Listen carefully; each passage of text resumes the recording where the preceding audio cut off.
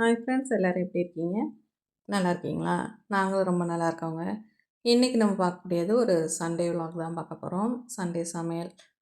கொஞ்சம் ரொம்ப நாள் ஆச்சு சண்டே சமையல் பார்த்து. அதான் சரி இன்றைக்கி ஒரு ஷூட் பண்ணியிருந்தேன். போன வாரத்துக்கு வாரம் எடுத்ததுன்னு வச்சுக்கோங்களேன்.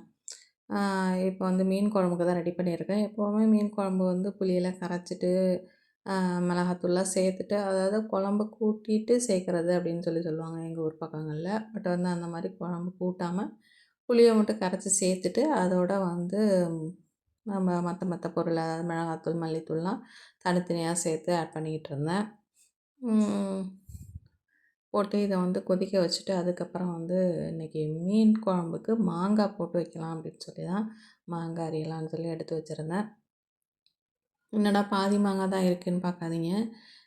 ஏன்னா ஆல்ரெடி வந்து சாம்பாரில் வந்து போட்டுட்டு மீதி வச்சுருந்தேன். ஏன்னா இப்போ ஒரு வீட்டில் 4 பேர் இருக்காங்கனாக்கா, அதில் 4 பேருமே மாங்காய் சாப்பிட்றாங்கன்னு சொல்ல முடியாது. எங்கள் வீட்டில் 2 பேர் தான் சாப்பிடுவோம். அதுவும் மீன் குழம்புல போட்டால். அதனால தான் வந்து அந்த போல் சாம்பாரில் போட்டாலுமே எல்லோரும் விரும்பி சாப்பிட்றவங்க மட்டும் தானே. அதனால் வந்து ஒரு மாங்காவே ஒரு 3, 4 நாள் வந்துடும். உங்கள் வீட்டில் எப்படின்னு சொல்லுங்கள்.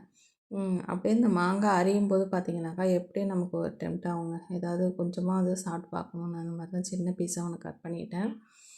கட் பண்ணிட்டு இதில் வந்து உப்பு, மிளகாத்தூள் சேர்த்து சாப்பிட்டோன்னு சொன்னாக்கா, சாப்பிட்றதுக்கு ரொம்ப சூப்பராக இருக்கும். யாருக்கெல்லாம் இந்த மாதிரி சாப்பிட்றதுக்கு பிடிக்கும் அப்படின்னு சொல்லி சொல்லுங்கள். மிளகாத்தூளும் உப்பு சேர்த்துக்கிறேன். கண்டிப்பாக இதை பார்க்கும்போதே நிறைய பேருக்கு டெம்ப்ட் ஆகிருக்கும். சரி உங்களை பார்க்க வச்சுட்டு சாப்பிட்றதுக்கு. அடுத்து குழம்பு பார்த்திங்கனாக்கா நல்லா கொதிச்சிருச்சு, நல்லா சுண்டியும் வந்துடுச்சு. இப்போ வந்து மீன் எல்லாத்தையும் வந்து உள்ளே சேர்த்துடலாம். சேர்த்துட்டு இந்த நடு பர்னரில் வந்து இறா வந்து வச்சுட்டேன். என்னென்ன லன்ச்சு மெனு என்னன்னு சொன்னேன்னா என்னென்னு ஞாபகம் இல்லை. அதாவது மீன் குழம்பு, மீன் வறுவல், சங்கரா மீன் வறுவல், அதோட இறா வந்து இறாவும் வந்து வறுக்க தான் போகிறேன். அதுதான் வந்து சென்ட்ரல் பர்னரில் வச்சுருக்கேன்.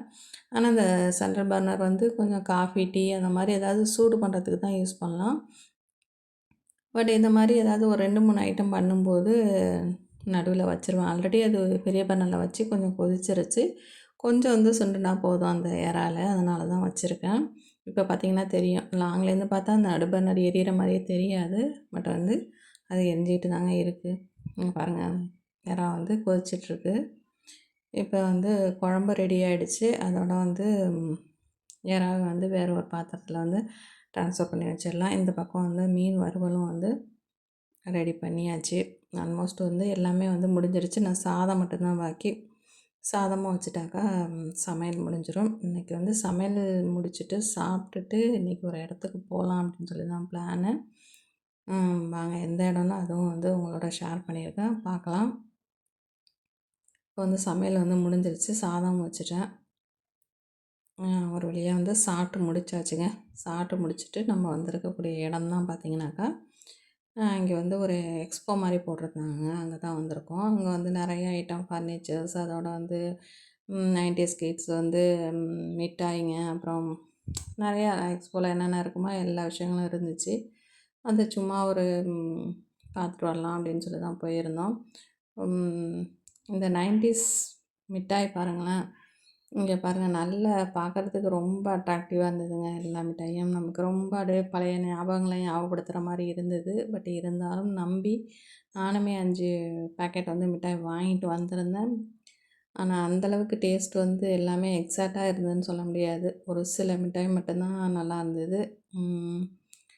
நம்பி வாங்குங்க, ஏமாந்துட்டு போங்க அப்படிங்கிற மாதிரி இருந்துச்சு. ஆசைப்பட்டு வாங்கிட்டோம். பட் இருந்தாலும் ஒரு எக்ஸைட்மெண்ட்டாக இருந்துச்சு அதை பார்க்கவே. இப்போ நெக்ஸ்ட்டு ஸ்டால் பார்த்திங்கன்னா ஒரு ஆர்கானிக் ஃபுட்டு கடை தாங்க. அதில் வந்து தானியம், சிறுதானியம் இருக்குது பார்த்திங்களா, அதில் வந்து நூடுல்ஸு, அண்டு வந்து பாஸ்தா, அதோட முடவாட்டுக்கால் சூப்பு, பவுடர், இன்னும் நிறைய பொருள், நிறைய ப்ராடக்ட் வச்சுருந்தாங்க. எல்லாமே நல்லா இருந்துச்சு. அதுலேயும் ஒரு 2 ப்ராடக்ட் வாங்கியிருந்தேன். இது நெக்ஸ்ட்டு ஸ்டால் வந்து இந்த காயின்ஸ் கலெக்ஷன் போல் இருக்குது. அதாவது இந்த ரூ. 1, ரூ. 2 அதெல்லாம் வந்து பழைய 5 பைசா, 10 பைசா அதெல்லாம் வச்சுருந்தாங்க. பார்க்குறதுக்கு நல்லா தான் இருந்தது. ஏன்னா அந்த ரூ. 1 நோட்டுக்கு, ரூ. 2 நோட்டுக்கெல்லாம் இப்போ இல்லவே இல்லையா. இந்த காயின் பார்த்திங்கன்னா, இது என்னடா இது டிஃப்ரெண்ட்டாக இருக்கே அப்படின்னு எடுத்து பார்த்துட்டு இருந்தேன். அப்புறம் தான் அவர்ட்ட கேட்டேன். அது ஏதோ பூஜை பண்ணுறதுக்கு அப்படின்னு சொன்னார். எனக்கு அத பத்தி சரியா தெரிலங்க. அடுத்து அப்படியே கொஞ்சம் கொஞ்சமாக அடுத்தடுத்த ஸ்டால் போகலாம் அப்படின்னு சொல்லி வச்சாச்சு. இது பார்த்திங்கன்னா ஒரு ஃபிஷ் டேங்க் பார்த்தீங்க. இது எப்படின்னாக்கா கதை வந்து நம்ம என்ட்ரி டிக்கெட் இருக்குது பார்த்தீங்களா, அந்த டிக்கெட்டுக்கு ஒரு ஃபிஷ் வந்து ஃப்ரீங்க. இவ்வளோ பெரிய ஃபிஷ்ஷு கிடையாது, குட்டி குட்டியாக தராங்க. அதையும் வந்து வாங்கியாச்சு. அந்த ஃப்ரீயாக கொடுத்த ஃபிஷ்ஷையும் வாங்கியாச்சு. அப்புறம் அதுக்கு ஒரு பவுல் வந்து ஒன்று வாங்கினோம். ஃபிஷ் டேங்க் இருந்தால் நம்ம அதிலே விட்டுடலாம். பட் எங்கள் வீட்டில் வந்து ஃபிஷ் டேங்க் கிடையாது. ஸோ அதுக்கான ஒரு பவுல் வந்து வாங்க வேண்டியதாக இருந்தது. அதுவும் வாங்கியாச்சு. அடுத்தடுத்து நிறைய கேம்ஸ்லாம் வச்சுருந்தாங்க. இந்த மாதிரி வளையம் போடுறது, பால் போடுறது. பட் இதெல்லாம் வந்து ரொம்ப இன்ட்ரெஸ்டிங்காக தான் இருக்கும். பட் வந்து நமக்கு அது காசு வந்து வேஸ்ட்டு தான். பட் வந்து என்டர்டெய்னிங்லாம் வந்து பண்ணணும்னா பண்ணலாம். அப்புறம் ராட்டினம் ஒரு 2, 3 போட்டிருந்தாங்க. ரொம்ப பெரிய எக்ஸ்போ இல்ல. ஓகேவா ஓரளவுக்கு மீடியமான இதுதான். ஒரு மண்டபத்தில தான் போட்டிருந்தாங்க. அதுக்கான ஸ்பேஸில் தான் போட்டிருந்தாங்க. பட் ஓகே ஓரளவுக்கு ஃபேமிலியாக வந்து எல்லாருமே என்ஜாய் பண்ணிட்டு தான் இருந்தாங்க. பட் இதில் ஒரே ஒரு வந்து வருத்தப்பட வேண்டிய விஷயம் என்னான்னு பார்த்தீங்கன்னாக்கா, உள்ளார போட்டிருந்த ஸ்டால்லாம் பார்த்தீங்கன்னா, ஆர்கானிக் ஃபுட்டு அதோட வந்து இந்த மாதிரி நேச்சுரலாக பண்ணுறது எல்லாம் வந்து பொருளுமே ஸ்டாலில் போட்டிருந்தாங்க. பட் அதெல்லாம் வந்து அத சேல் பண்ணவங்க அத வந்து ரொம்ப ப்ரமோட் பண்ணி தான் அத வந்து ஒவ்வொருத்தர்ட்டயும் காமிச்சுட்டு வித்துட்டு இருந்தாங்க. பட் வந்து இந்த அவுட் சைட் ஃபுட்ல பார்த்தீங்கன்னாக்கா, எல்லாமே வந்து ஆயில் ஃபுட்டு, ஜங்க் ஃபுட்டு அந்த மாரி தான் இருந்தது. பட் அத வந்து யாருமே வந்து வாங்கின்னு போங்கன்னு சொல்லல. பட் வந்து மக்கள் வந்து அத வாலண்டியரா வாங்கி சாப்பிட்டுட்டு இருந்தாங்க.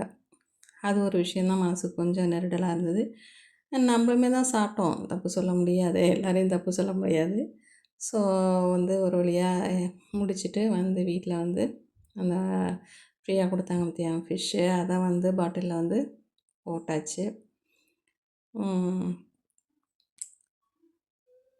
பாருங்க எவ்வளோ வந்து ஃப்ரீடமா இப்ப தான் வந்து அது ஸ்விம் பண்ணிக்கிட்டு இருக்கு. இவ்வளோ நேரம் அது ஒரு கவர்ல போட்டு அடைச்சி பாவம் இல்லாத கொடுமைலாம் பண்ணியாச்சு.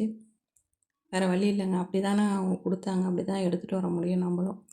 நான் வாங்கின பொருள் பார்த்திங்கன்னா, இந்த மில்லட்ஸ் வாங்கியிருந்தேங்க. அதாவது இந்த பாஸ்தா அது வந்து சாமையில வந்து சாமை அரிசியில பாஸ்தா, இன்னொரு நூடுல்ஸ் ஒன்று வாங்கியிருந்தேன் குதிரைவாலியில. அது வந்து செஞ்சு சாப்பிட்டாச்சு அது. இது அன்னைக்கே எடுக்கல. அடுத்த 2 நாள் கழிச்சு எடுத்தேன். அப்புறம் ஒரு ஸ்பூன் ஒன்று வாங்கின்னு வந்தேன். இது வந்து உட்டன் ஸ்பூனு. ஒரு ₹20 சொன்னாங்க. பார்க்கறதுக்கு ரொம்ப அழகா யூனிக்காவும் இருந்துச்சு. ரொம்ப பிடிச்சிருந்ததுன்னு நான் வாங்கினேன். இதுதான் நம்பி வாங்கி ஏமாந்த பொருள். இது பார்த்திங்கன்னா, இந்த எடைக்கல்லுலாம் இருக்குது பார்த்திங்களா, தராசில் போடுவாங்கள்ல, அந்த மாதிரி இருந்ததுங்க. நான் இது ஆக்சுவலாக தேங்காய் மிட்டாய் அப்படின்னு சொல்லி வாங்கிட்டேன். பார்த்தாங்கன்னா அவ்வளோ அழுத்தங்க. அது அப்படியே அரிசி மாவுல வெல்லம் போட்டு செஞ்சுருப்பாங்க போல இருக்குது. அது சுத்தமாக கடிக்கவே முடியல. அப்படியே இருக்குது. இந்த எலந்த வடை வந்து அது சூப்பராக இருந்தது. பாக்கு மிட்டாய் ஓகே. பாக்கு ஃப்ராக்ரன்ஸ்லாம் வந்துச்சு. பட் ஃப்ளேவர்லாம் வந்தது. பட் வந்து இந்த சூட மிட்டாய் அதாவது இந்த போலோ மாதிரி அதுவும் நல்லா இல்லை அப்படின்னு சொல்லி சொன்னாங்க பொண்ணு. அவ்வளோதாங்க. இந்த வீடியோ வந்து இதோட வந்து முடிச்சுக்கிறேன். இந்த வீடியோ பிடிச்சிருந்து அப்படி சொன்னாக்கா, கண்டிப்பாக ஒரு சின்னதாக ஒரு லைக் கொடுக்க மறந்துடாதீங்க. இந்த வீடியோ பற்றின உங்களோட கருத்துக்களை கமெண்ட் செக்ஷனில் கண்டிப்பாக ஷேர் பண்ணுங்கள். வேறு ஒரு இன்ட்ரெஸ்டிங்கான வீடியோட உங்களை அடுத்த வீடியோவில் மீட் பண்ணுறேன். தேங்க்யூ.